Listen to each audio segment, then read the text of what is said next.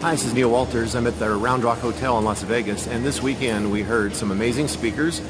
A couple of my favorites were Chris Rushlow and Paul Hutchings. Chris gave his story, basically, and actually he sells a course called The Epic Story, which I bought, and he teaches you how to tell your own story. You know, maybe you have a story inside of you, something you've encountered, something you've gone through that you need to share with the world, and he helps you bring that story out and be able to tell it.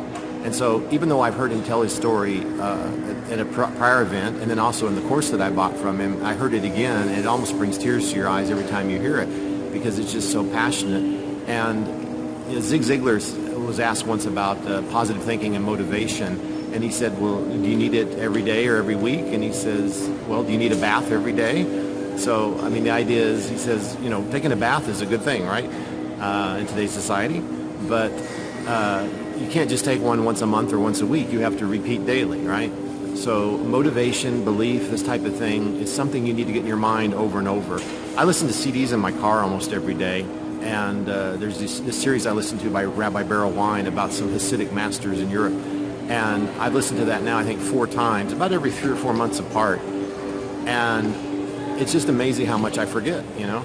I have a pretty good memory, I think, but every time I listen to that, I'd say about 60 to 70% of it is almost like new. And it's because it goes into your mind once and then it kind of goes out the other ear. So by listening to something over and over like that, you kind of, in a way, trick your mind into telling you that it's important, it's something that you need in your life. And we do need motivation in our life. And one of the things I realized back in a seminar I went to in Miami a couple years ago was that I listened to a speaker who really was able to motivate the audience. And I realized that I want to be able to inspire people like that. It's amazing to be an inspiration to others, right? And although my videos, I'm just starting out, right? Obviously, I'm not smooth, I'm not slick yet. But by reading books every day, by listening to CDs, and by making videos, you get better and better at this sort of thing. And it's not a overnight process. It may take 1, 2, 3 years to get to the place you want to be. It's just like school, right, or getting a medical degree, right? You go to school for 8 years to get a medical degree, and it's not something you learn overnight. Anything worth doing takes a little bit of time. And one of the things I heard this weekend, speaking of medical school, is kind of funny. One of the guys says that college, well, first of all, let me explain. We have an income disclaimer. Anytime we talk about incomes in our business, we share our income disclaimer. And it's kind of a legal thing the FTC wants you to do, right? Anytime you mention a number. And one of the speakers said that, well, colleges should have an income disclaimer, right? You go to school for 4 years, that doesn't guarantee you're going to get a job when you get out. But colleges don't have to give any income disclaimer, do they?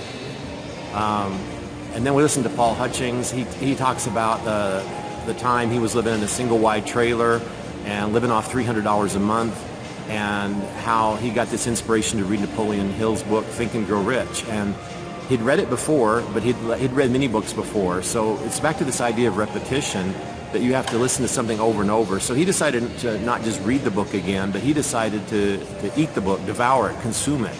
And he read it and he studied it, and now he actually gives a daily course on that and other books by Napoleon Hill. And he does that on the internet, and I think he has several hundred people, or maybe even 1,000 or more, tune into him every day to listen to him share this type of information.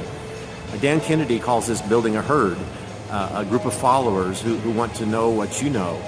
And so it is possible to move into these types of positions, and that's something I'm striving to do right now. And as I learn information from these seminars, I try to bring some of it back and share with you. Of course, it gets diluted down each time I share it, if you share it with someone else. So the best thing to do is get here yourself and hear this information personally. Take notes, make your own videos, and implant it into your own brain in your own special way. So we're leaving Las Vegas today, going back to Dallas, and I'm going to be putting a lot of this into use, posting my videos to YouTube, Facebook, Instagram, Periscope, all these Twitter, all these social media places. I'll be posting more on my blog, which is retirewithneil.com. So I look forward to seeing you more in all those different social media places.